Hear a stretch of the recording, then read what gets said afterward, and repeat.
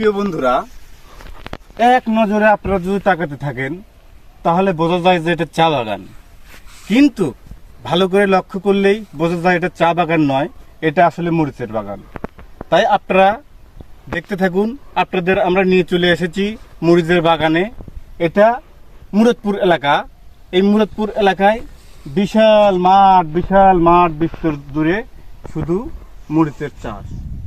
একসাথে অনেক মাঠ বিস্তর জুড়ে শুধু মরিচের গাছ।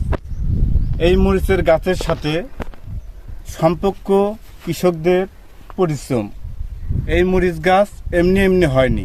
এই মরিচ গাছ করতে গেলে কৃষকের অনেক পরিশ্রম এবং ঘাম ঝরা, তাতে তাদের কঠোর পরিশ্রমের বিনিময়েই এই মরিচের গাছগুলো এভাবে বিস্তর লাভ করেছে। আপনি কি মরিচ তুললেন গাছের থেকে?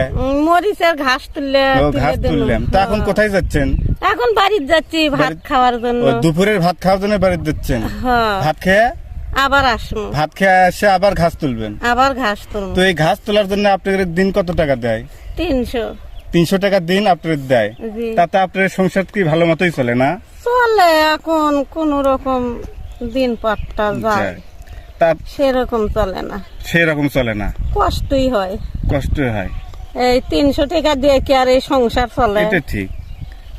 আল্লাহ, যাই হোক, আপনারা কি চাচ্ছেন, এই 300 টাকার দিনই থাকুক না একটু? এখন বাবা 10-এ যেভাবে চলে ওইভাবেই আমাগরও চলা লাগে, মানে গারস্থেরও পোষার লাগিচ্ছে। সবারই যাতে চলে এইভাবে। তো ধন্যবাদ চাচি।